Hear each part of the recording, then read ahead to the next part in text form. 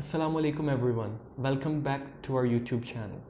First of all, I would like to thank you guys for your really amazing response on our last video. We were really happy to see all your comments, all your likes and all your views. Keep supporting us like that. So today we have a really important topic to discuss, and that topic is why we should study abroad. So let's start. Studying abroad जो है वो एक global phenomena बन चुका है. लोग जो हैं different parts of the world में जा रहे हैं स्टडी करने के लिए, from Pakistan to Canada, USA, Australia, Europe, UK, even to islands like North Cyprus, जहाँ मैंने खुद 4 साल जो है वो ग्रेजुएशन कंप्लीट की अपनी, उसके बाद पाकिस्तान वापस आया हूँ. तो ये एक ट्रेंड क्यों बन चुका है, लोग यहाँ से different parts of the world में क्यों जा रहे हैं पढ़ने के लिए, इसके पीछे कुछ स्पेसिफिक रीजंस हैं जो कि आज हम डिस्कस करेंगे. So let's get started. So first reason जो है वो ये है कि इट्स ऑलवेज़ अ चैलेंज, क्योंकि जब आप अपनी कंट्री छोड़ के किसी दूसरी कंट्री में जाते हैं so it's always a big challenge for you, क्योंकि आप अपनी कंट्री में कंफर्ट जोन के अंदर होते हैं, अपनी फैमिली के साथ होते हैं, अपने फ्रेंड्स के साथ होते हैं, और एटमॉस्फेयर जो होता है आप उसको कम्प्लीटली और बखूबी जो है उसको आप जानते हैं. आपको पता है कौन सी चीज़ कहाँ से मिलनी है, कहाँ से आपने क्या चीज़ परचेज़ करनी है, कहाँ आपने जाना है, रास्ते कितने हैं. तो you are always in a comfort zone. लेकिन जब आप अब्रॉड जाते हैं तो आपको अपने उस कंफर्ट जोन से बाहर आना पड़ता है. और सबसे अच्छी बात और सबसे जो अमेजिंग बात है वो यही है कि जब आप अपनी कंफर्ट जोन से बाहर जाते हैं तब एक चैलेंज होता है आपके लिए ये, और ये फ़न और एक्सपीरियंस दोनों चीज़ें साथ साथ हैं. एक तो न्यू एक्सपीरियंस है, ठीक है, आपके लिए, दूसरा फ़न भी है साथ, कि आप न्यू चीज़ें डिस्कवर कर रहे हैं और सब कुछ आप अपनी बेस पे कर रहे हैं. तो ये एक चैलेंज है. और आपको पता है कि जब आप प्रैक्टिकल लाइफ में एंटर होते हैं तो आपको चैलेंजेस का सामना करना पड़ता है.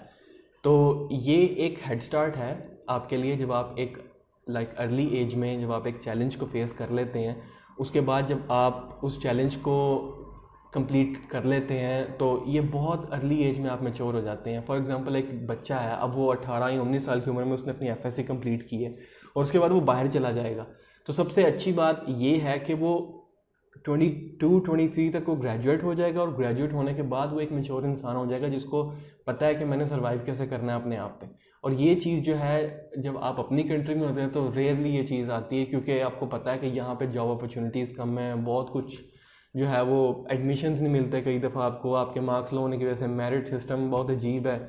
तो इसलिए जो है ये बहुत अच्छी चीज़ है कि जब आप इसको एज अ चैलेंज लेके बाहर जाते हैं तो और आप इसको कंप्लीट करते हैं. सेकेंड बेस्ट जो पार्ट है वो है कैरियर अपॉर्चुनिटीज़. जब आप बाहर से ग्रेजुएट होते हैं तो कैरियर अपॉर्चुनिटीज़ आपके पास बहुत ज़्यादा होती हैं. जब आपको पता है कि पाकिस्तान में स्पेशली जब आप जॉब ढूंढने के लिए जाते हैं तो सबसे पहला सवाल होता है आपसे, एक्सपीरियंस कितना है आपका. और एक्सपीरियंस नो डाउट यहाँ पे जब आप ग्रेजुएट होते हैं बैचलर से, बहुत से लोग ऐसे हैं जो मास्टर्स में जाने से पहले कहीं जॉब करते हैं, एक्सपीरियंस लेते हैं, लेकिन वो एक्सपीरियंस उनका काउंट लाजमी होता है लेकिन उसको इतनी प्रेफरेंस नहीं दी जाती. अब आप खुद सोचें कि जब आपके पास 2 प्लान्स होते हैं. एक, जब आप ग्रेजुएट होते हो बाहर मास्टर्स कंटिन्यू करने का. दूसरा ऑप्शन आपके पास ये होता है कि पाकिस्तान आके आप जॉब स्टार्ट कर दें. तो ये चीज़ है कि जब आपका जो आप सेकंड ऑप्शन जब आपने यूटिलाइज़ करना है, जब पाकिस्तान आके आपने वापस जॉब करनी, जो बाहर का जो एक्सपीरियंस है ना वो बड़ा काउंट होता है. ठीक है, वो कैरियर अपॉर्चुनिटीज़ जो हैं वो बहुत ज़्यादा हैं. ठीक है, पाकिस्तान में भी वापस आकर और बाहर भी. फर्स्ट ऑप्शन तो मैंने डिस्कस इसलिए नहीं किया क्योंकि वो तो बिल्कुल ऑब्वियस ही चीज़ है कि जब आपने बाहर ग्रेजुएट होना है, ठीक है, तो वहाँ पे तो वो आपके लिए एक खुला मैदान है. ठीक है, कि आप जहाँ मर्जी जा सकते हैं. वहाँ पे आपको पता है कि अब्रॉड में किसी अच्छी कंट्री में, countries like first world countries like Canada, USA, Australia, America, sorry UK, all these countries they give you a lot of opportunities. और ये जो है एक बड़ा स्ट्रॉन्ग फैक्टर है कि जो आपको मोटिवेट करता है बाहर जाने के लिए. थर्ड इम्पॉर्टेंट पॉइंट है वो ये है कि यू बिकम इंडिपेंडेंट. जब आप बाहर जाते हैं, जो कि मैंने आपको सबसे पहले एक बात मेंशन की थी कि आप इंडिपेंडेंट हो जाते हैं. इंडिपेंडेंट इस तरह कि जब आपने बाहर से बैचलर्स अपना कंप्लीट कर लिया, ठीक है, और लेट्स से आपने मास्टर्स कंप्लीट कर लिए, अब एक ऑप्शन है यूके का. अब यूके जैसे कंट्री में, मैं स्पेसिफिकली यूके इसलिए कह रहा हूँ क्योंकि वहाँ ट्रेंड आजकल कुछ ज़्यादा है, लोगों का रुझान ज़्यादा है यूके की तरफ जाने का, और वो वहाँ पे conditions as compare to other countries थोड़ी बेहतर चल रही हैं. ठीक है, क्योंकि आपको पता है रिसेंटली कोरोना वगैरह ये सब कुछ हुआ है, तो वो वहाँ कंडीशंस थोड़ी बेहतर है. ठीक है, तो वहाँ पे सीन ये है कि जब आप अपना मास्टर्स कंप्लीट कर लेते हैं, ठीक है, आपको गवर्नमेंट की तरफ से 2 साल का वर्क परमिट मिलता है। तो क्या हुआ, अब पाकिस्तान में आपने मास्टर्स किया है, ठीक, तो पाकिस्तान में मास्टर्स करने का आपको नो डाउट एजुकेशन का फ़ायदा तो आपको सारी लाइफ ही होगा, लेकिन अब माइट भी पॉसिबल आपको जॉब मिले, माइट भी पॉसिबल ना मिले। So all depends on your luck. अगर अल्लाह ने आपके नसीब में रिज़्क लिखा है तो वो तो कहीं भी मिल जाना है, ये बात तो इससे तो हम सब एग्री करते हैं। लेकिन बात ये है कि अपॉर्चुनिटीज़ भी तो होनी चाहिए ना। अब यहाँ पे आपको पता है कितनी लेस अपॉर्चुनिटीज़ हैं।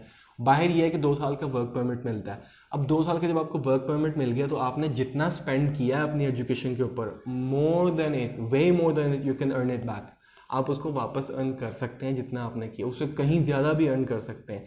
और उसके बाद आपके पास अपॉर्चुनिटी होती है पीआर अप्लाई करने की, ठीक है, कि आप नेशनलिटी के लिए भी अप्लाई कर सकते हैं। 2 ऑप्शंस होते हैं, अगर आप नेशनलिटी के लिए भी अप्लाई कर सकते हैं और चाहें तो आप अपना वर्क परमिट भी एक्सटेंड कर सकते हैं। तो ये एक बड़ा ही इंपॉर्टेंट फैक्टर है जिसको जहन में रख के लोग यहाँ से जाते हैं। और आपको पता है कॉमन थिंकिंग है, जब लोग यहाँ से बाहर जाते हैं तो वो यही सोच कर जाते हैं कि हमने जो है अब वापस नहीं आना, हमने वहीं सेटल होना है। क्योंकि हमारी कंट्री के हालात आपको पता है, अल्लाह बेहतर करे इसे with the passage of time, I hope, लेकिन लोग इसी सोच के साथ बाहर जाते हैं। अच्छा, ये जो 3 मैंने आपको पॉइंट्स बताए थे, ठीक है, ये तो हो गए ज़रा सीरियस पॉइंट्स, ठीक है, ये बड़े सीरियस फैक्टर्स हैं, लोग इनको सोचते हैं, घर वालों से डिस्कस करते हैं। अब आते हैं ज़रा फन पार्ट की तरफ, ठीक है। तो जो नेक्स्ट पॉइंट है वो ये है कि मेक न्यू फ्रेंड्स। जब आप बाहर जाते हैं, ठीक है, तो आपकी जो गैदरिंग होती है वो इंटरनेशनल हो जाती है। कुछ लोग यहाँ से जब जाते हैं वो थोड़ी गलती ये करते हैं कि वो अपनी गैदरिंग जो है वो पाकिस्तानियों में ही रख लेते हैं, ठीक है, जो कि मेरे हिसाब से बहुत गलत है, ठीक है। पाकिस्तानियों के साथ लिंक्स नो डाउट होने चाहिए, लेकिन आपकी जो सिटिंग होनी चाहिए वो इंटरनेशनल लोगों के साथ ज़्यादा होनी चाहिए, क्योंकि उससे इंटरनेशनल एक्सपोजर होता है, ठीक है, उससे आपका एक्सपीरियंस बढ़ता है, उससे आपको पता लगता है डिफरेंट नेशनलिटीज़ के लोग बिहेव कैसे करते हैं। और 50-60% पॉसिबिलिटी यही है कि अगर आप उनके दरमियान रहते हो तो थोड़ी बहुत आप उनकी लैंग्वेज भी सीख सकते हो। अब जिस तरह मैंने जो है अपना टाइम अब्रॉड में 4 साल स्पेंड किया है, तो मैंने रेयरली कोई 1 या 2 पाकिस्तानी दोस्त अपने रखे थे। बाकी जितनी भी मेरी गैदरिंग थी वो इंटरनेशनल स्टूडेंट्स की ही थी, उनके साथ मेरी गैदरिंग थी। People from Turkmenistan, Kazakhstan, Italy, France, Germany, Ireland, उसके बाद Malaysia, people from India, people from Maldives, there was a guy who was from Mauritius. So इस तरह के डिफरेंट कंट्रीज़ के लोग जब आपके साथ, और इवन रशिया भी, डिफरेंट कंट्रीज़ के लोगों के साथ जब आप इंटरेक्ट करते हैं तो आपका एक ग्रुप बन जाता है, ठीक है। उसका ये होता है कि आपके वो सारी लाइफ टाइम आपकी फ्रेंडशिप उनके साथ है। अब ये पॉइंट सोचें कि मैं जिस तरह अपनी ग्रेजुएशन कंप्लीट करके वापस आया हूँ, अब मेरे ये जितने भी फ्रेंड्स हैं ना अपनी अपनी कंट्रीज़ जा चुके हैं, और इनकी जितनी भी कंट्रीज़ हैं ना वो इस टाइम डेवलप्ड कंट्रीज़ हैं, ठीक है।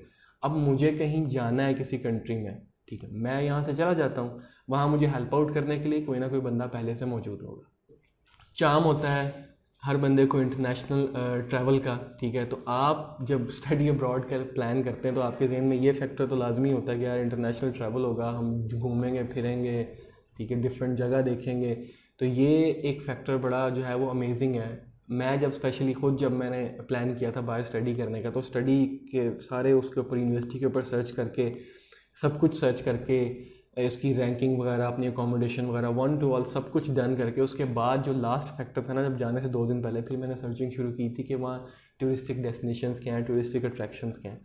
तो ये उस चीज़ ने मुझे बड़ा एक्साइटेड कर दिया, मैं बड़ा मोटिवेट भी हुआ। मैंने कहा यार जिस जगह मैं जा रहा हूँ वो बहुत ही खूबसूरत जगह है, तो ये एनवायरनमेंट भी जो है ना आपका, जिस एनवायरनमेंट में आप जा रहे हो, बड़ा अफेक्ट करता है। और एक बहुत ही इम्पोर्टेंट पॉइंट और है जिसको हम कह सकते हैं कि ये लाजमी होना चाहिए, ठीक है, क्योंकि जब आप जिस कंट्री जाते हो वहाँ की, for example if let's say it's not a English speaking country, you go to Europe like Italy, France और Germany, any country like who has a different language. तो जब आप ऐसी कंट्रीज़ में जाते हो तो आपके पास अपॉर्चुनिटी होती है एक डिफरेंट लैंग्वेज लर्न करने की। यही चीज़ें जो है ना आपकी सीवी में ऐड होती हैं। अब ये बात बड़ी सोचने वाली कि जब आप अपनी सीवी में ये चीज़ें मेंशन करते हो ना कि आपका इंटरनेशनल एक्सपोजर है, और दूसरी बात ये कि आपको इतनी लैंग्वेजेस आती हैं, और स्पेशली जो मल्टीनेशनल कंपनीज़ हैं वो ये चीज़ें बहुत प्रेफर करती हैं, क्योंकि मल्टीनेशनल कंपनीज़ के क्लाइंट्स होते हैं, उनके ऑफिसेज होते हैं डिफरेंट कंट्रीज़ में। और अगर आपका कमांड है किसी लैंग्वेज के ऊपर बहुत अच्छा कमांड है, तो for sure they can prefer you. So learning a new language, it's also a big factor, like in your grooming, and it helps you to increase your experience a lot. Last but not the least, learning a new culture.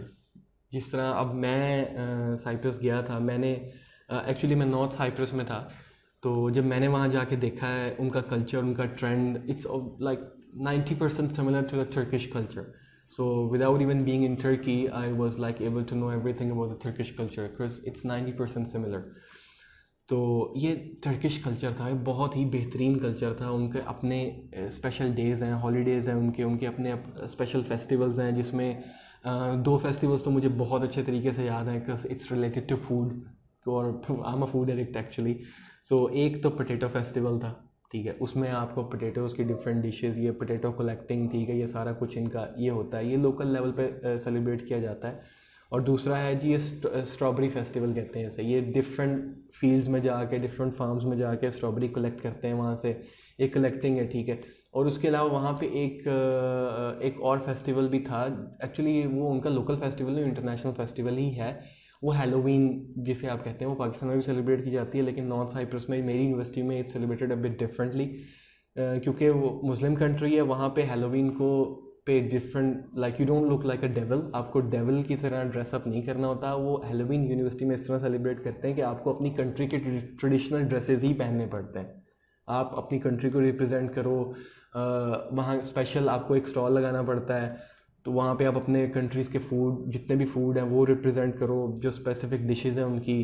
तो अब लोगों को charge करो, ये होता है कि एक सोर्स ऑफ अर्निंग भी बन जाता है आपका. उस कल्चर में आप उस कल्चर को एंजॉय भी कर लेते हो, और लोगों को भी बता देते हो कि आपका अपना कल्चर क्या है. मतलब उनका कल्चर भी अडेप्ट करना और अपना कल्चर भी उनको दिखाना कि हम क्या है. और मेरी यूनिवर्सिटी में ये एक प्रोजेक्ट की तरह हमें दिया गया था, ताकि हम मतलब उस साइड से भी दूर रहें कि जिस तरह हैलोवीन एक्चुअली सेलिब्रेट की जाती है, और हमने इसे एक क्रिएटिव एक्टिविटी बनाया था. सो आई गेस ये पॉइंट्स इनफ है आपको मोटिवेट करने के लिए कि आप अब्रॉड जाएं. तो I hope to see you guys next time with a different video.